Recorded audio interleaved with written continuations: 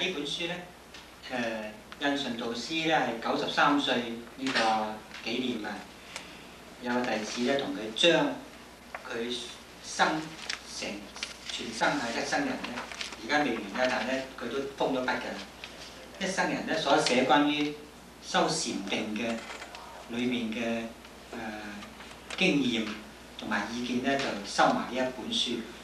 咁我覺得呢個雖然話唔係著作係呢位居士，應該叫做呂勝強居士，但係佢將所有導師嘅書咧咁爬梳出嚟啊，編成一個咧好似咧預定係咁寫一本咁嘅書咁嘅題材咧，係非常之不容易嘅。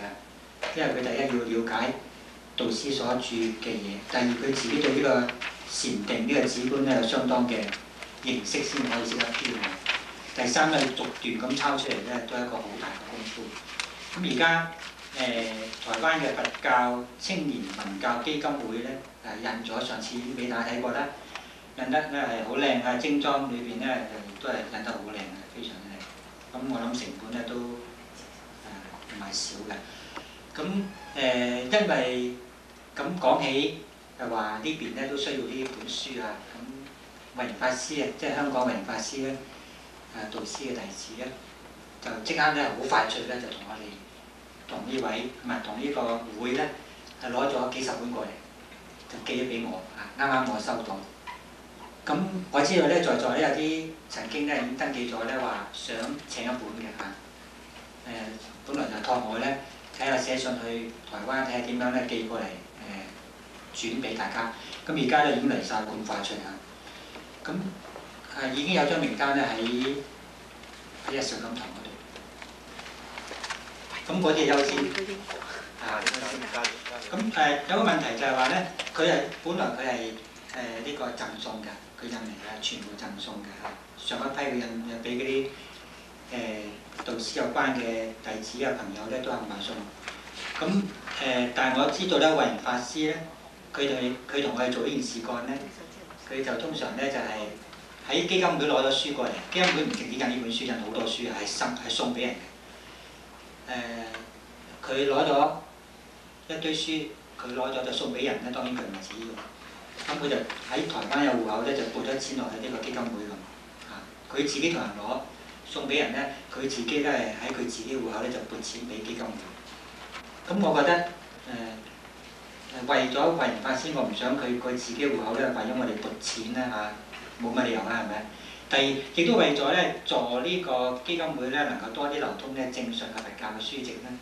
咁所以我主張咧就係每一位朋友好同學好，如果係有心請一本咁嘅書咧，請你捐贈佢哋助印嘅經費係20蚊加金啊。咁我諗第時出去買都買唔到20蚊啊，賣港幣100蚊，咁起碼都150蚊換一本書啊。咁就當然你話我發心捐2000蚊都得，不過咧基本嘅20蚊。咁就無論你係登記咗未登記咧，都係20蚊。咁好啦，咁我就麻煩阿邵錦堂咧同埋阿波咧，即係一個好辛苦嘅收錢。咁就大家阿波我未問過你喎，而家先知道。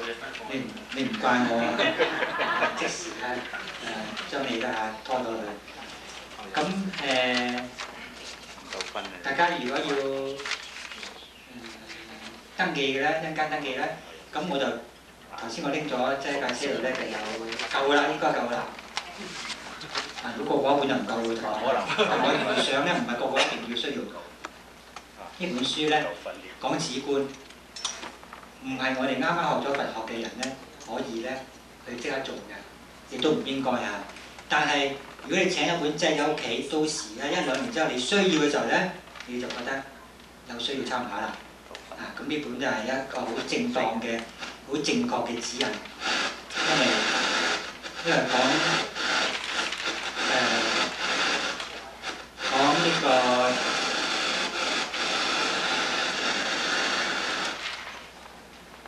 講呢個止觀咧係好多種嘅講法，好容易咧就會誤導咗後學啊。咁當然印順法師嘅經驗就唔方會唔啱啦嚇。咁所以呢本書咧都係修止觀嘅好重要嘅指引嚟嘅嚇。咁你而家請咗翻去咧，你唔識睇都唔定嘅，完全唔識睇都唔定啊！但係留翻度咧，將來咧你想睇嘅時候咧，就覺得好有用啦嚇。咁交20蚊就攞，未有錢咧就唔好攞，因為驚會亂數啊！亂咗數咧影響到嗰個收款嘅代做嘅人咧係辛苦麻煩。咁我哋收齊咗之後咧，我諗下禮拜仲有一堂啊，下禮拜我就完咗就要離開啦。我就直接咧將啲錢咧拎翻去俾慧仁法師，由慧仁法師喺香港咧佢就睇下點樣都好啦，佢自己再搞啦。因為佢話俾我聽，佢話千祈唔好喺度匯錢俾台灣啊，佢話唔好。點解咧？因為台灣收匯票咧就好麻煩嘅，要收好多手續費嘅嚇。如果你匯幾廿蚊、百幾廿蚊咧，差唔多匯費都去咗你一半，咁就好真係好唔抵嘅嚇。所以佢有辦法，佢成日有人去台灣，佢可能咧喺香港換咗美金好咧，就揸住美金直接咧係去台灣咧入咗戶口。佢哋不嬲都好多人都去台灣嘅。咁所以我就要求阿慧仁法師咧，到時咧無論喺佢個撥帳嗰度攞個收據，或者喺呢個基金會攞個收據咧，總之有個字據咧俾我睇到，我哋咧係收到，佢係收到我哋嘅助印費啦。咁優先上次登記咗嗰啲俾嘢先啊，無論個結果點講明。今日嗰啲就睇啦嚇。將來都有賣嘅，大家唔使擔心。就算請唔到都唔使話好似好閉翳咁。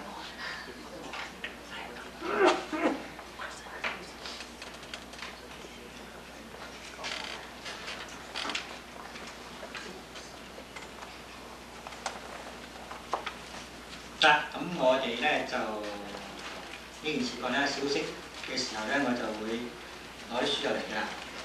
就首先咧就俾咗今日嗰個名單上有嘅，亦都俾咗交咗呢個助印費嘅嚇。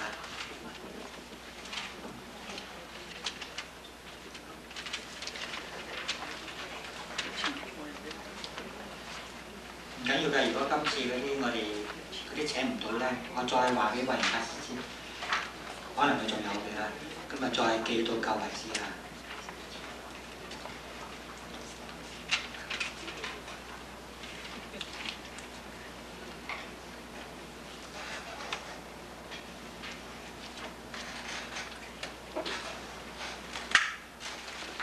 好啦，咁我哋今日咧就係《金剛經》嘅第10次啦嚇，因為錄影帶有9餅，咁今日仲有唔係第10係嘛？咁啱第10次就即係啱今次咧就完啦咁啱得咁巧咁10係一個圓滿嘅數目啦，真係好啦。咁今日咧希望就講到係《心經》，如果講唔到咧，下次都梗有個半鐘頭俾我講㗎。咁實可以講得到嘅。咁如果係講心經咧，大家最好就手頭有篇心經啦。雖然有啲人已經係識得念㗎嚇。如果你有我嗰本心經嗰本薄薄地嗰本咧，就請你帶埋嚟嚇。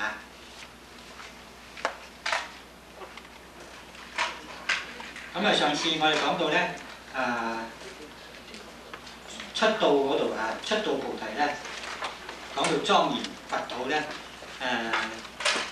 説是呢個莊嚴佛土咧，係即非莊嚴，都是名莊嚴啊！同埋咧講到咧，若菩薩通達無我法者，如來説明真是菩薩啊！我哋而家係咪真是菩薩咧？就用呢個《金剛經》呢句説話去引對一下。我哋能夠真係通達到無我嘅法咧，如果能夠通達無我法咧，咁就真真正正係菩薩啦嚇。咁所以用我哋嘅悲心發一個願，想去做菩薩咧，嗰個菩薩咧就係一個虛涵嚟嘅啫嚇。直至到我哋一路做般若功夫，做到得到般若嘅實際嘅時候咧，我哋先至叫做咧呢係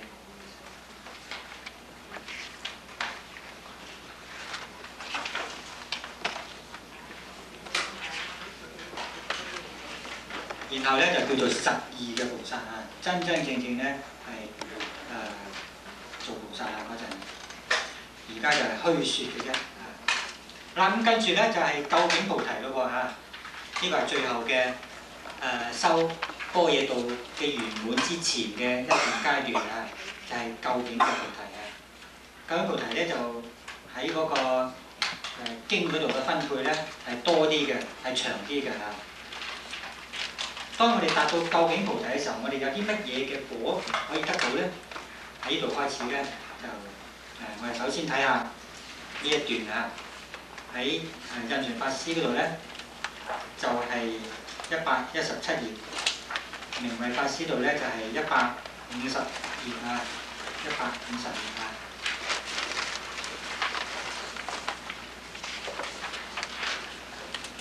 因為羅生嗰本書就唔係好多人有，所以我講咧都冇咩分別啊，講唔講？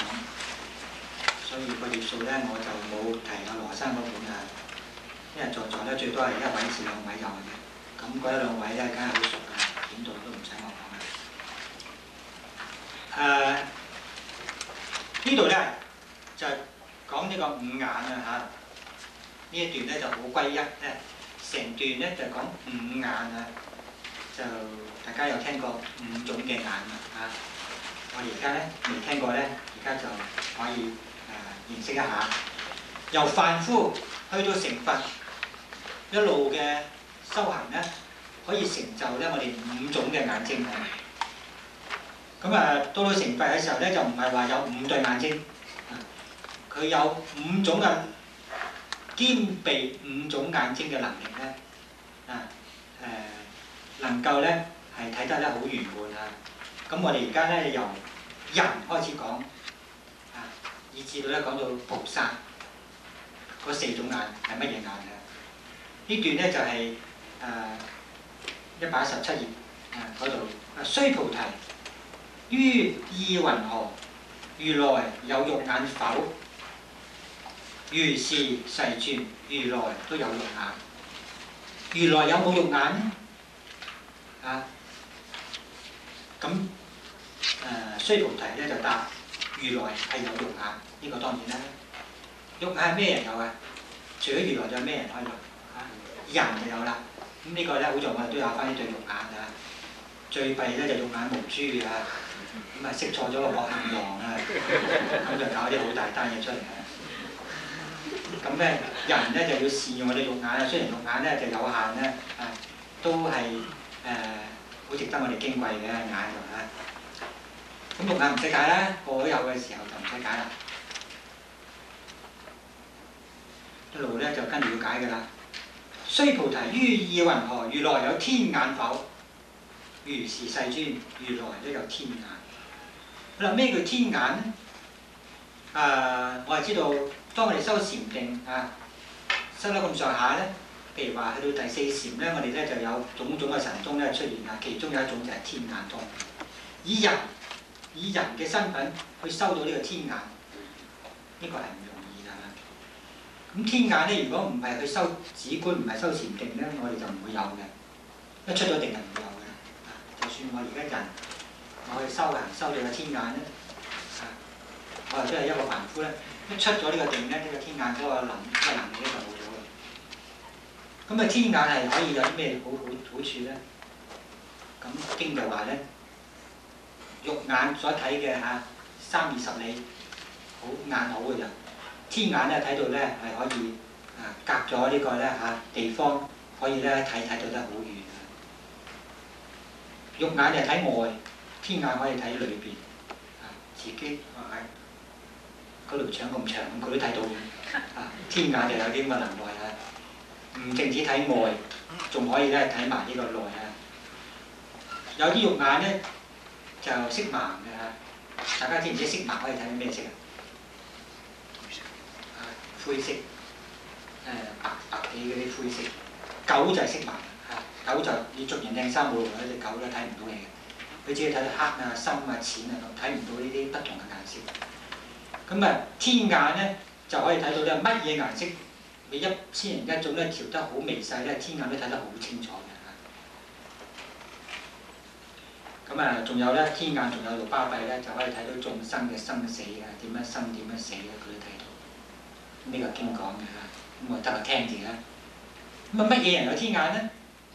話明天眼啊嘛，所以咧就係咩人啊？就係佢天人啊嚇。呢個咧，如果點樣得到生天啊？大家知啊？修十善咧，就係我哋如果係凡夫做緊人咧，可以咧喺天嘅境界咧就係修禪定。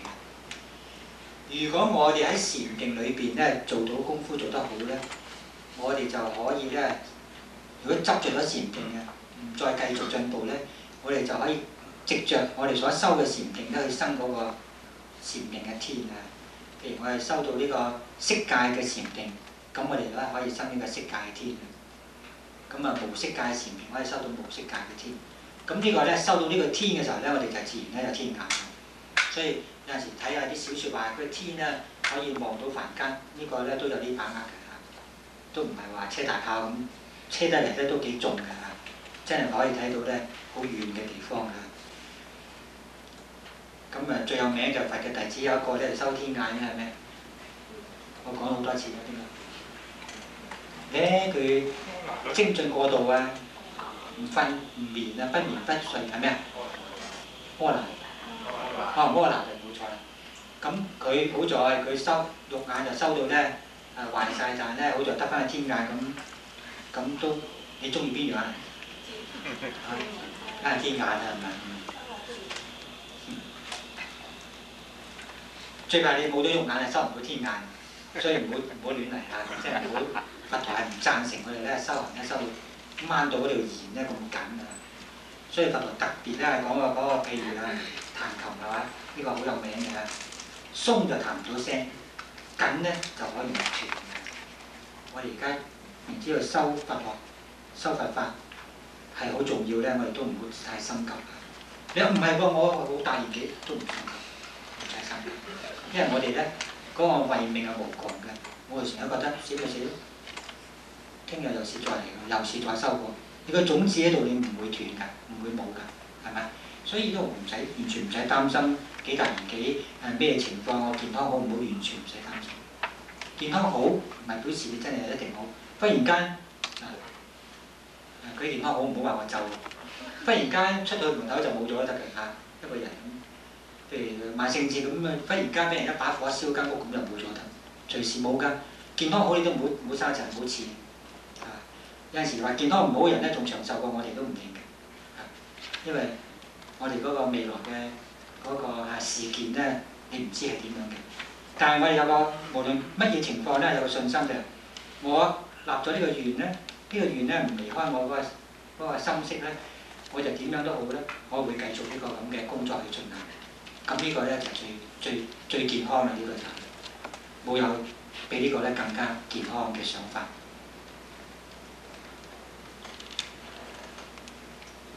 咁呢個天眼同埋肉眼咧都係好閒嘅啫嚇，就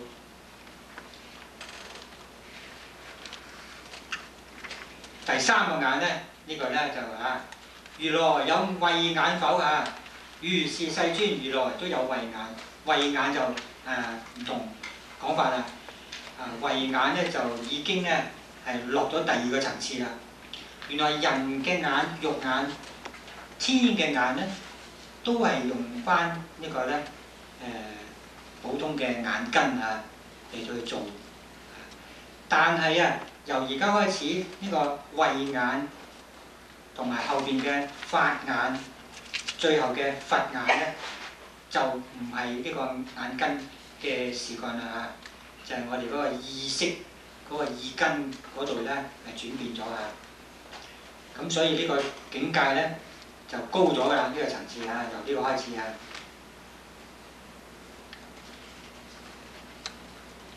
咁換句話講，前邊呢兩根人同埋天眼呢個咁嘅根咧，係用眼根啦。後邊用咩做根咧咁？唔係講呢個眼嘅組織咁，唔係講呢啲。咁用咩根咧？估唔估到啦？以乜嘢做我哋嘅根咧？如果講到慧眼、法眼同埋呢個佛眼冇錯啦，以慧做我哋嘅根啦。由而家開始咧，以智慧做我哋根啊，就收我哋嘅意識咧，將佢咧如果係大乘就話意識、末那識、阿賴識全部咧，將來咧都改到冇呢個呢個煩惱咧，嗰個就智慧出現。咁如果係原始佛教咧，就係講意識佢嘅意識嘅轉變咧，成為一個咧有智慧嘅一個見地啊，咁就係一個正見嘅修行到呢個正見咧，顯露咗、證實咗、證明到啊、印證到嗰個就智慧。咁呢個慧眼啊，同埋法眼咧，好多時我哋會搞錯。慧眼高咧定法眼高咧？咁大家睇個經文咧就知道，法眼梗係高啦，係咪？佢排後嘅嘛。慧眼同法眼個高低喺邊度咧？原來啊，慧眼就係嗰啲修小乘嘅聲聞緣覺嗰個小乘人咧，去到呢個見道嘅時候，佢就一定咧見到咧一切法嘅空相啊，一切法嘅空性或者空相，一切皆空，完全透悟到，唔會再執着呢個人呢個咁嘅我啊。應該連嗰個法佢都唔執着嘅。如果係修大乘嘅到呢個見道咧，連法佢都唔執着。但係大乘人咧就話小乘人啊，就算見道都好咧，佢都仲係執着嗰個法咧唔空嘅。咁呢個另計啊。但係總之喺呢個時候咧，做咗一個小乘嘅人咧，已經在佢所修嘅空咧，已經係到呢度咧，已經係成功啦。咁呢個成功咧，係令到佢嘅見地啊，同嗰個以前咧完全咧係唔同嘅。點解唔同啊？佢冇咗呢個咧與生俱來嘅嗰個咧沉重嘅執着啊！佢見到一切法嘅因緣所生咧，所以係空呢種咁嘅道理咧，佢引證到出嚟。呢個就智慧出現啦。所以咧就俾個名叫做慧眼啊。咁換句話講咧，呢個咧就證到呢個真如啦。如果大乘講咧，證到個真如啊。唯識家講證到個真如，得到一種咩智啊？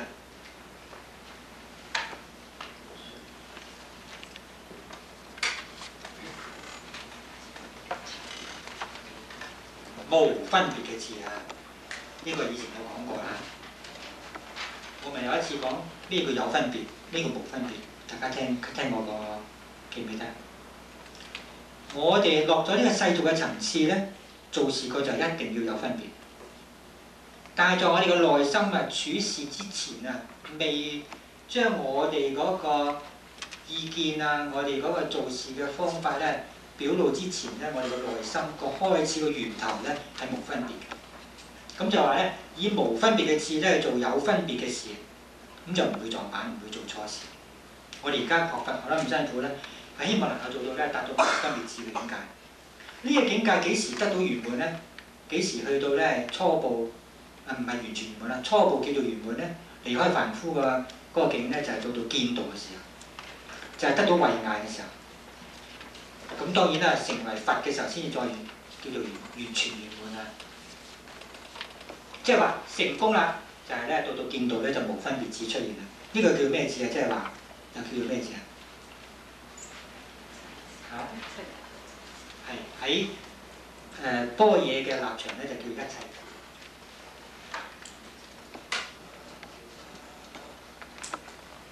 喺唯識中嘅講法咧，呢個係咩字咧？就叫做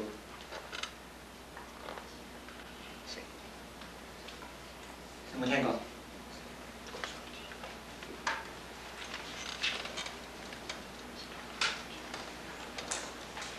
就根本智啊！咁雖然呢個名唔同，其實都係指嗰件事嘅。總括嚟講咧，就叫無分別智啊！咁呢個智啊係好高㗎啦，已經係能夠有呢個智咧，人咧煩惱就冇咗，喺見解上嘅煩惱完全冇咗。不過佢仲有啲咩煩惱咧？仲有啲與生俱來嘅嗰啲貪嗔痴嘅習氣未清除啊！但係做人做到見解啊正確，好有信心，做乜嘢事幹咧都唔怕錯㗎，已經好好啦。做上點咧？係咪？而家我哋咧成日都覺得好煩嘅咧，心大心細，去好唔去好咧？翻唔翻咧？回唔回咧咁啊？好多事幹咧，都係兩邊咧扯住我哋咧，扯到我哋咧嚇，真係都唔知擺邊邊先至擺得啱，又驚住咧決定錯咗又好大件事，驚住唔決定咧更大件事，咁總之係大件事。大件事咩？煩惱就咁，你大件事嘅煩惱咩？好大件。咁啊，始終嘅人咧就係冇辦法安寧。一決定咗咁就咧個人就已經放心。但係個決定未必啱嘅喎，嗰陣放心喎，跟住你迎住咧好多果咧就去受。但係我哋有咗呢個無分別智，有咗呢個一切智根本智咧，我哋冇咗呢啲咁嘅煩惱，幾好㗎。點得嚟啊？修智慧，智慧喺邊度嚟啊？般若，般若喺邊嚟啊？觀一切法緣起性空，揸住呢個緣起性空咧，嚟到衡量我哋做任何嘅事幹，冇咗呢個我嘅見喺嗰度，咁呢個決定就會好正確嘅。唔好樣樣諗到自己先，一諗到自己就唔正確㗎啦。一諗就諗到咧，全盤諗就算一個家庭咁全盤諗個個諗下，如果咁樣咁就會點？加埋個分數嚟計出嚟咧，好冇得傾。自己唔中意都要做嘅，要咁先得嘅喎。咁你話咁我咪好蝕底？到時做咁我咪佢都未知啊！我係實知實死咧。如果咁講，我唔中意，唔係，因為你時時係咁樣諗嘅時候咧，你冇所謂咧，需唔需要？係咪？點解我覺得好難過啊？好唔中意啊！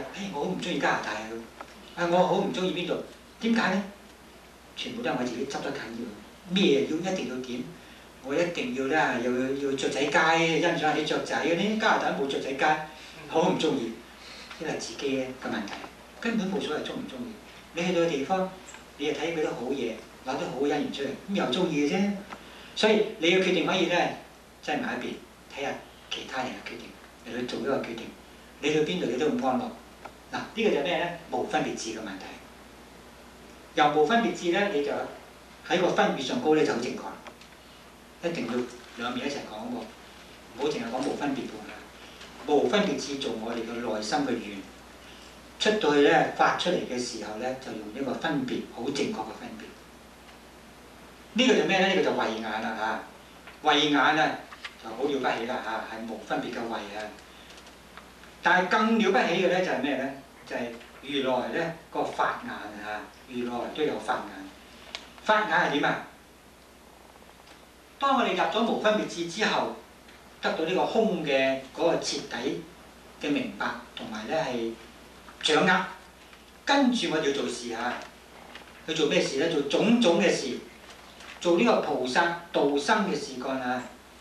呢個咁嘅度生嘅事幹咧，慧眼就唔得嘅，慧眼唔負責呢方面。係咩咧？係要法眼，你一個法字，法就咩咧？其實意思就係處理一切法都唔畏懼，同埋咧都能夠咧係順住嚟到去進行嘅，咁先至呢個法字咧把到啊！所以佢個法眼個法字咧就唔係輕易嘅，係嘛？專係應付法嘅呢個咁嘅智慧，應付到之後咧，嗰個眼嗰個所見嘅嘢咧處理一切法就咧頭頭是道啦咁咧就可以做得咧好成功啦。所以咧呢個係咩嘅眼咧？咩人嘅眼咧？呢個咩眼？菩薩先至有嘅眼。咁頭先我冇講啊，頭先嗰個慧眼係咩眼咧？係聲聞緣覺嘅眼啊，一級級唔同嘅嚇，嗰個範圍咧係彼此咧係有別嘅。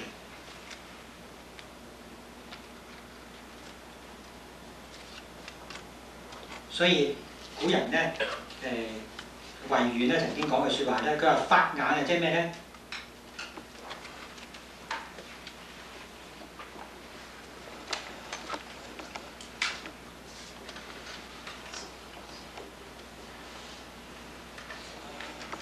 智慧能夠照見一切法，每一件事幹咧逃唔出佢嘅法眼。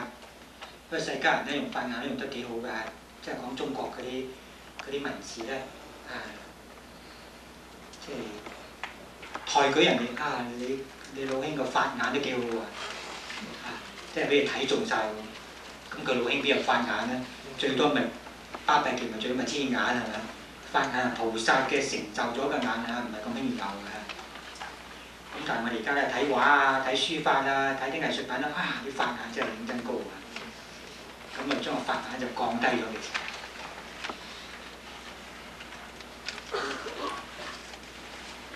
咁呢個法眼啊，既然佢能夠咧同呢個眾生啊呢個接觸咧好有關係咧，所以佢咧嗰個用處咧、個用途咧就好廣泛啊！佢能夠知道咧過去未來嘅事幹啦，個因緣果報咧，樣樣咧佢能夠咧係睇得到嘅。佢知道眾生咧種種嘅根性啊，知道咧呢啲眾生係點樣同佢講，嗰啲眾生係點同佢講，因為佢有法眼啊。呢個唔係他心通，係有法眼，佢見啊見得好清楚啊。咁然後咧，最後啊就係、當然就係佛眼。佛眼係點咧？咁有冇啲咩特別嘅佛眼咧？佛眼係冇嘅。佛眼就係咩咧？前邊嗰4種眼，全部咧佛咧都能夠盡晒佢嘅功能咧，去做得咧圓圓滿滿啊！咁樣啊，總括呢4眼嘅功能嘅圓滿咧，就叫做佛眼。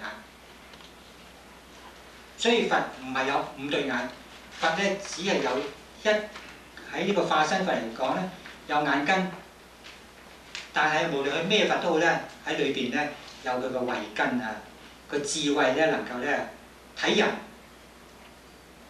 間嘅嘢清楚，睇呢個咧離開人間，睇呢個咧呢個人間之外嘅天，種種嘅遠近啊、類同埋呢個表裏咧，全部都清楚。睇呢個性空咧，好徹底；睇呢個咧一切嘅咧道生嘅事咧，佢好明白，做得好好。咁樣總括嚟講咧，我哋就話咧，原來咧就有佢個佛眼。咁啊夾埋咧就5種眼啊。咁我哋咧就要由人嗰度咧一路做到做成佛咧，我哋都係經歷佢種種嘅見地嘅不同嘅。咁古人咧有一個古人啊，個古人就叫一個好有名嘅，我以前提過嘅就係咩大士，大家記唔記得？我話將來我會提嗰一首偈咧，今日就嚟啦。咩大士啊？傅大士啊，記唔記得我講過以前？咁啊，傅大士咧就喺禪宗裏邊咧都好有名啊。咁佢有個嗰啲語錄咧，都有啲説話都幾得意嘅嚇。呢個傅一啊。佢講咗一句説話，係一首嘅偈咧，係講晒呢個5種眼嘅，好嘢喎！5種眼講晒，大家有冇聽過咧？唔知冇聽過，未聽你點知冇聽過？第一個咩眼啊？肉眼係嘛？肉眼都外非通，外就阻礙個外啊！肉眼都外非通，肉眼咧係有阻礙嘅，唔通嘅。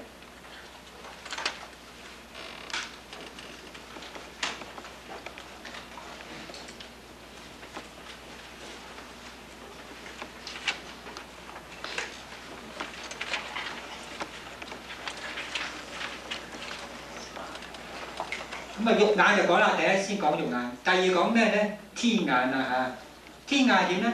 天眼就同呢個肉眼咧啱啱調轉嘅，大家識得作埋呢個第二句啊，係咩？通非外係你盲咗嘢。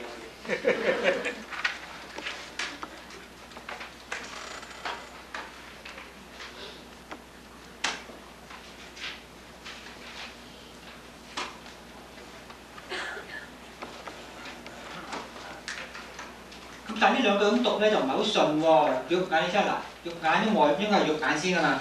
肉眼都外非通啊，天眼通非外。因為點解咧？嗰個第一句用咗平聲咧就唔順，即係個口，所以我哋要調轉啦，用個質聲嘅做第一句，個外係質聲嚟㗎嚇。咁啊調轉咧就天眼通非外，肉眼都外非通，係咪順好多啊？所以咧。傅大士就要將兩句調轉啦嚇，天眼行先，肉眼就第二啦。大家調翻佢咯喎嚇，因為跟住經文咧應該肉眼先嘅嚇，但係而家我解俾你聽點解要天眼行先咧？就係、是、中國文字好講呢個咧聲音嘅優美啊。有陣時我係見到人咧掛啲對聯咧啊，即係掛一頭一尾咁樣調轉嚟掛，真係好肉酸。但啲人就唔識啦，咁咪由得佢肉酸咯。咁嗰個上聯下聯不能夠調轉嘅係咪？譬如我哋床前明月光，疑是地上霜咁啊。舉頭望明月，最後第三日低頭思本。舉頭望明月一定喺前邊，低頭思本一定要喺後邊。如果調轉咗咧，就收唔到尾㗎啦，嗰把聲。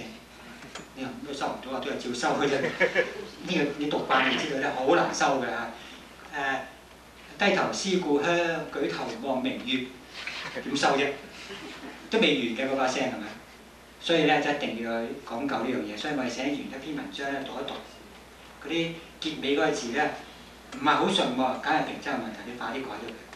好在中國字咧好多同義詞啊，一個意思嘅字咧，佢可以有個係平聲，有個係側聲嘅，你就咧跟翻嗰個位置裏邊咧，佢用側聲，你要改個側聲字嚟，咁你先用中文寫出嚟嘅，唔係話寫中文咁簡單，寫英文可能咧簡單啲啊。繼續講埋先，咪嚟咯喎，天眼通非外，肉眼都外非通啊！冇錯，外非通啱。好啦，咁應該如果根據經文咧，我哋就要咩眼啊？慧眼係咪？但因為同樣嘅道理咧，又因為平仄問題咧，佢又要將嗰個法眼就行先啦嚇。咁呢兩句我唔使故意同你調啦。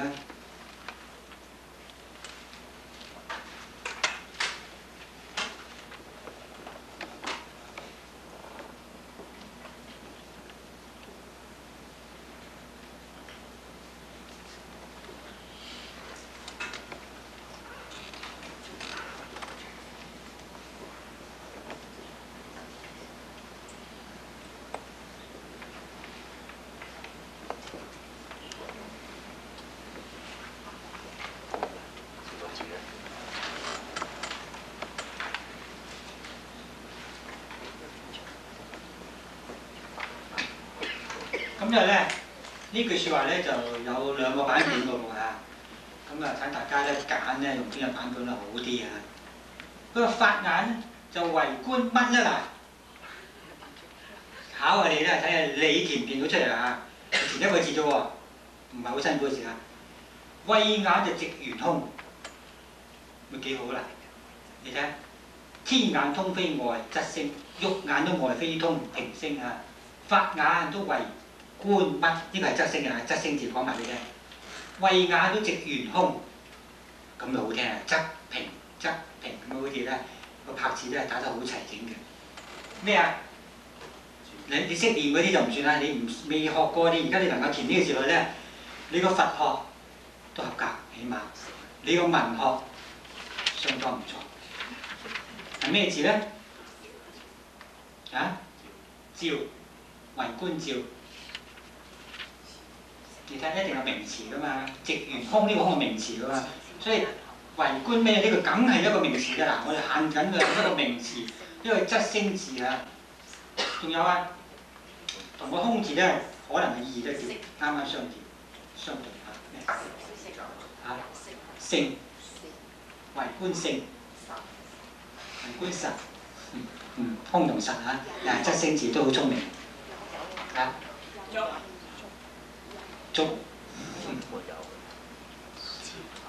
個意思就話法眼咧，頭先我講咗，就能夠觀到咩啊？法眼就能夠去做事噶嘛。佢做事喺邊度做事啊？官架。官架。官架都好合理喎，好貼近喎嚇。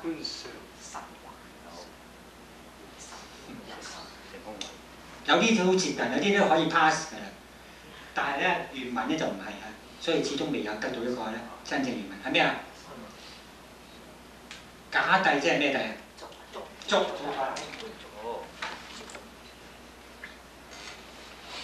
嗱咁呢句説話咧，呢兩句咧就有不同版本。有一個版本就話法眼都能觀俗，慧眼都直圓空，或者係咧法眼都為觀俗，慧眼都了知空。又或者話咧法眼都能觀俗，慧眼都了知空，一樣意思喎嚇。嗱。如果我哋兩個版本啊平睇咧，邊個用邊個咧？我哋寫低佢。法眼就為即只能夠咧觀到呢個世俗，即係話法眼啊呢個咁嘅階段咧，佢嘅專注咧就係咧喺世俗諦嗰度做事啊，菩薩啊嘛，啊咁用個為好用個能好咧，各位